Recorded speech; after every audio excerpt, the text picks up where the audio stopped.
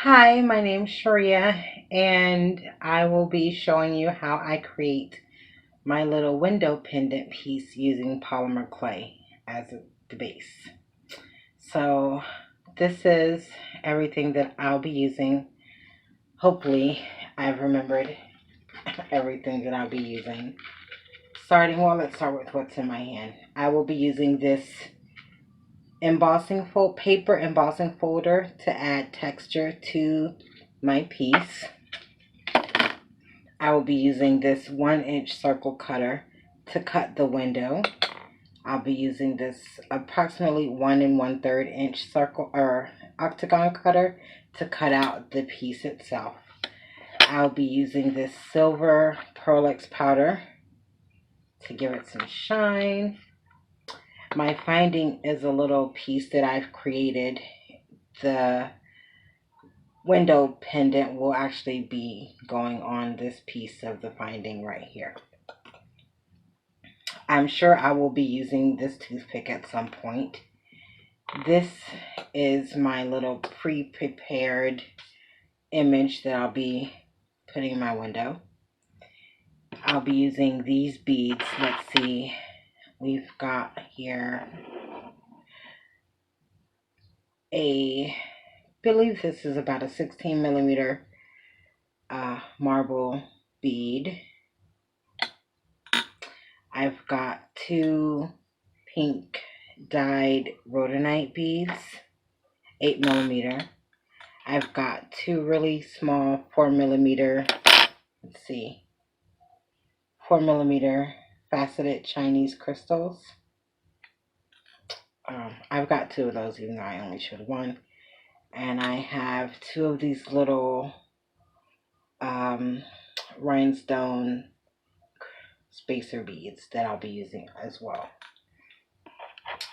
Let me move this out of the way for the moment.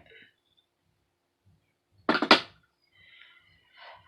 course, I'll be using silver clay. This piece is cut out on my thinnest setting of my pasta machine.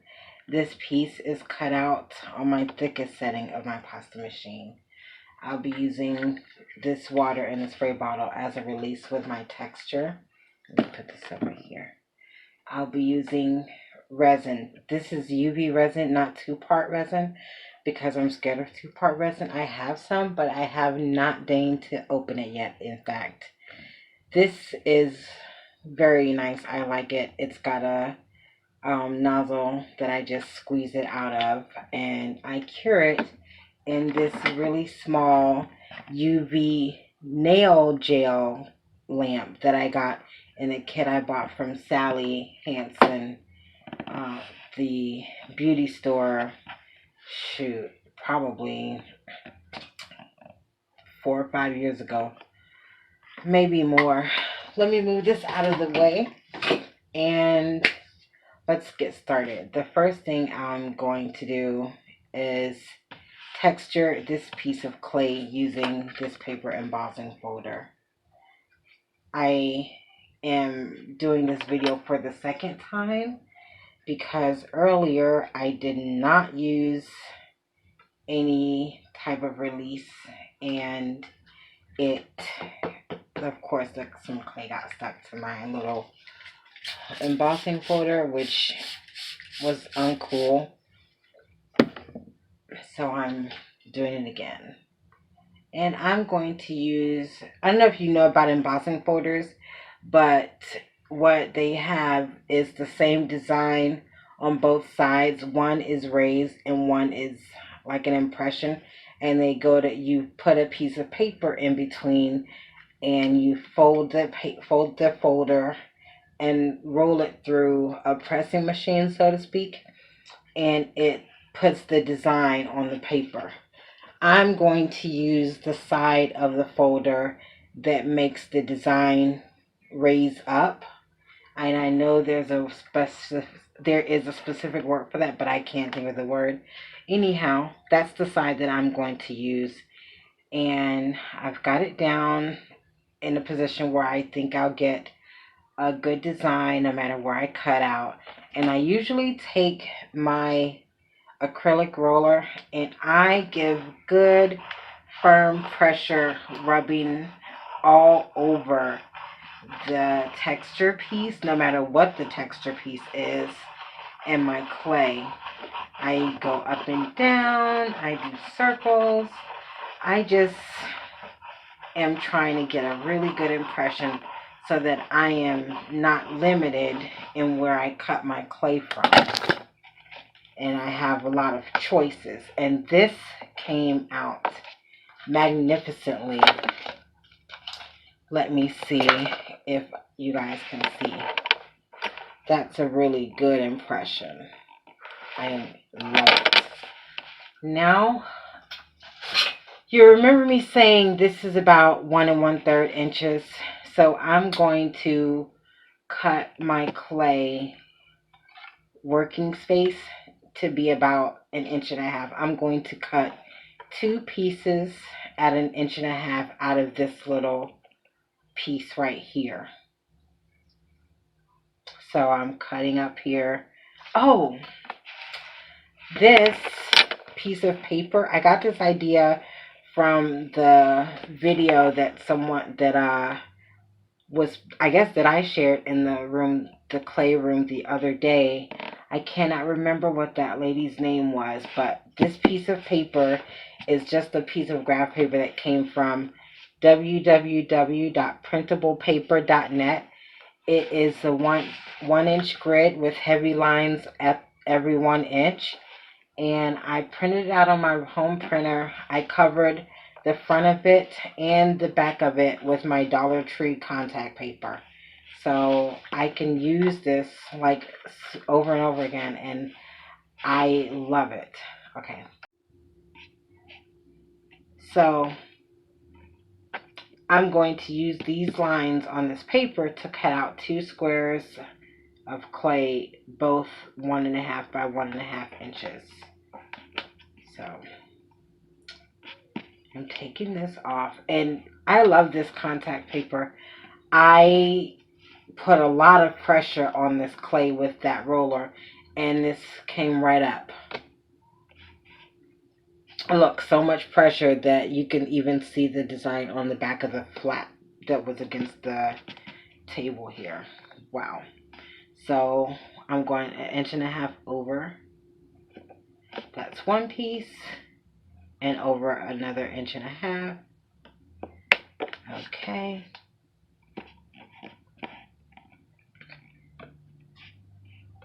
Boom, perfect. This little piece fits perfectly inside both of these. Now, one of these pieces will be the front, the window border, and one of these pieces will be the back. It doesn't really matter which.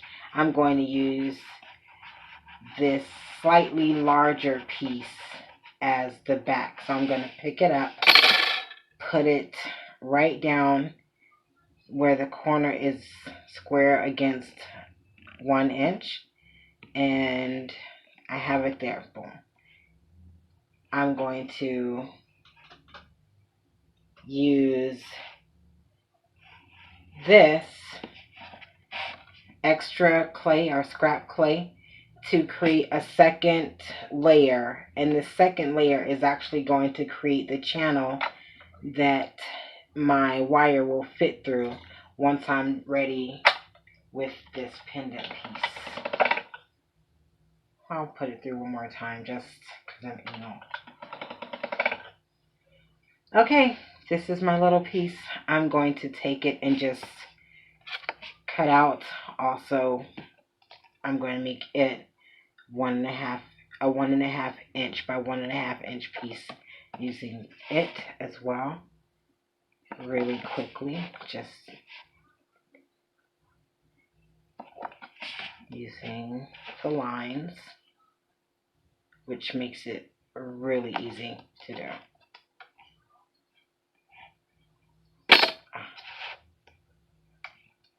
Let me turn it around a bit.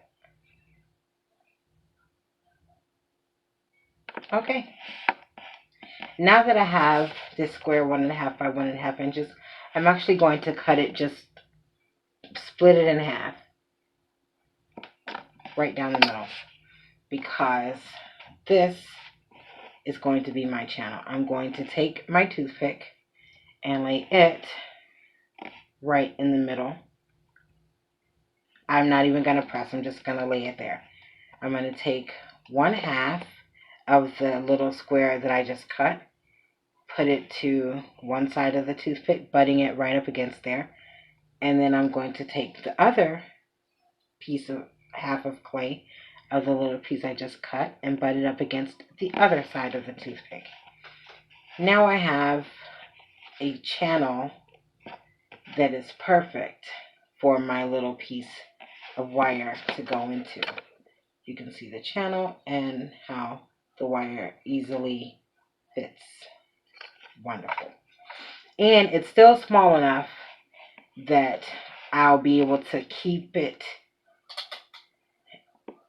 It's perfectly sized, just a little bit larger than my actual shape cutter here, my octagon. Perfect. Perfect.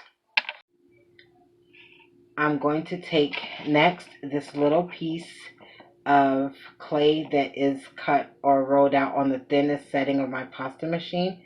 I'm going to use it to make the cover for this channel, or the next little layer. This will be the third layer, but it'll be really small. This is going to be the top of this channel, and it's the piece of clay that my image is going to sit on in the window. I'm going to cut it again, a 1.5 by 1.5 inch square, maybe 1.5 by a little bit longer, like 1 3/4, just so it's a little longer. Alright, yeah, I think that's what I'll do. Just a scrap. Cut this off here and here. Now I have a little piece that is 1.5 wide and a little over 1.5 long, just to make sure I'm covering all my bases. And I'm just going to lay this right on top.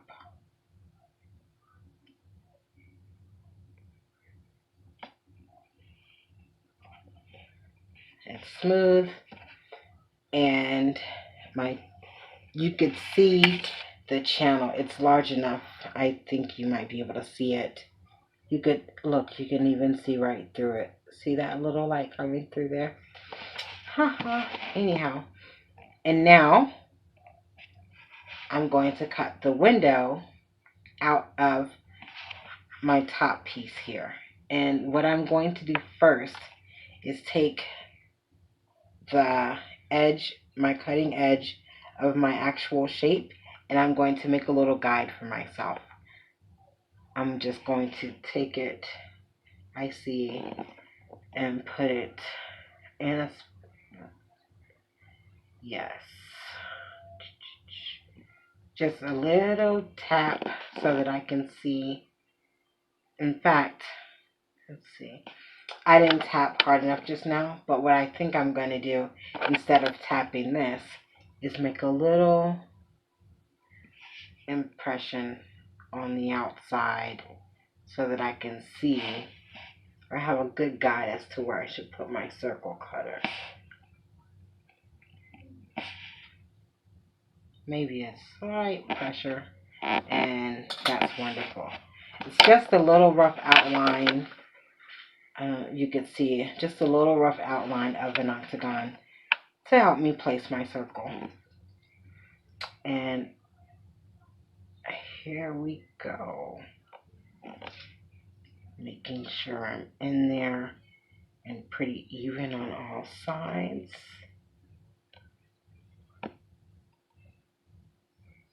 Because remember, my little drawing of an octagon is wider, so I've got more space than I actually think. I'm going to take my wire spool and press right flat down on it so I get one good, even, strong push and pull my cutters straight up. I always try to put my cutters down on the handheld edge so that I don't do any denting or dulling to my cutting edge. Okay. And now I'm going to take this window border up without being too disruptive to the shape or the dimensions of the circle, and put it down on top of my piece. And if I do see distortion in my circle, I'm going to take my circle cutter and I'm going to fit it inside the already cut window and manipulate the clay to butt up against the circle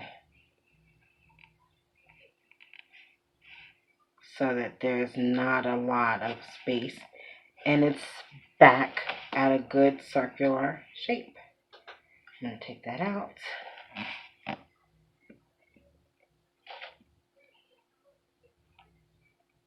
And there.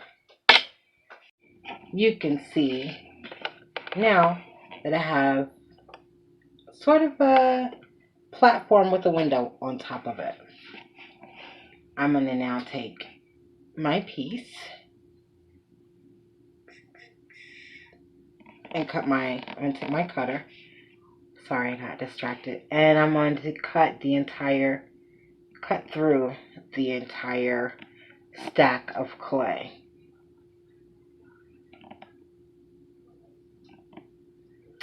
After I'm looking in to make sure I'm pretty even along all sides.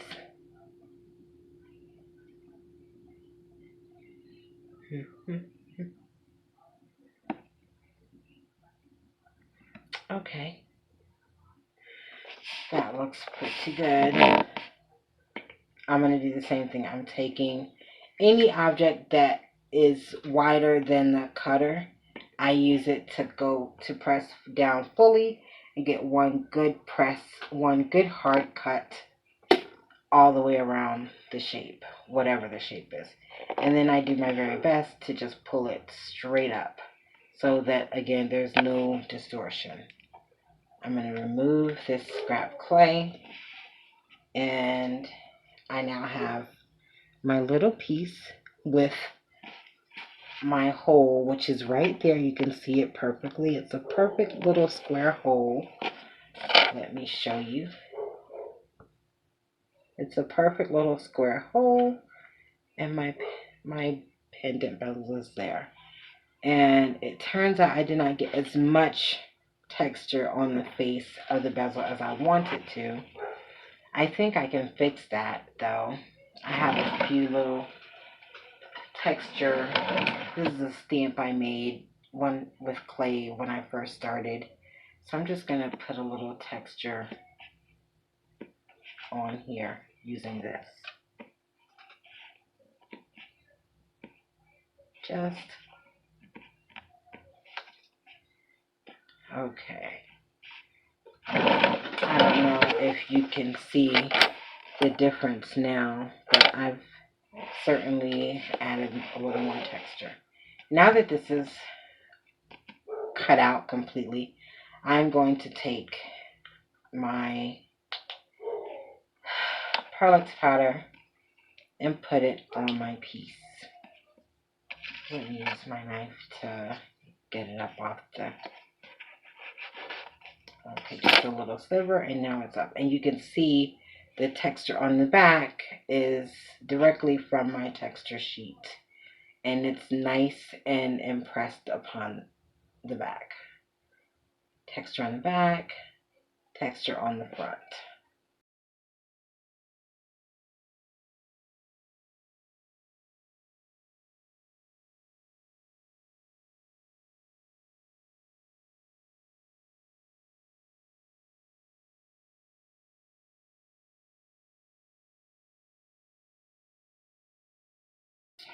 So, I don't know if you can see how the shine is coming, but it's really taking off.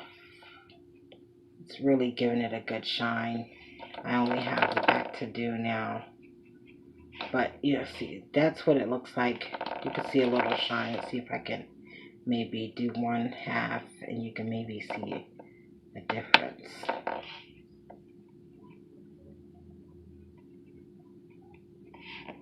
Can you see the difference there? This side where I have the Pearl powder and this side where I don't.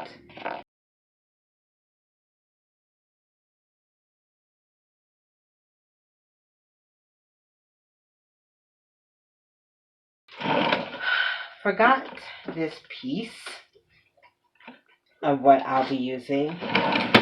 The translucent liquid clay.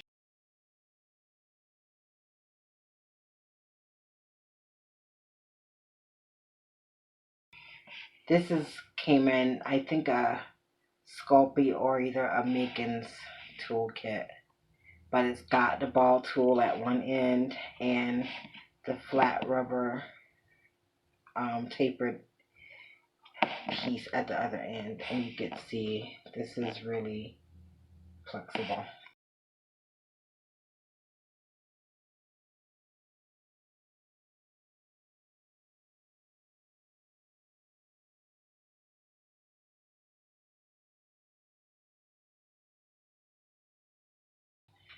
Now I'm taking my little image that I made earlier.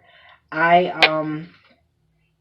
made this image in Design Space. I found a little leaf image online. Just put it on top of a pink background and did a print and cut. And then I glittered the pink background using Mod Podge and glitter so that I could stick it in here. And I want it to be up and down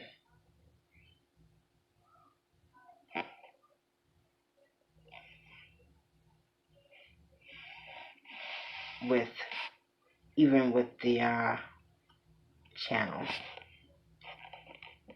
And now that I have that, this is ready to go into the oven. Okay, so my piece is baked. It's come out of the oven.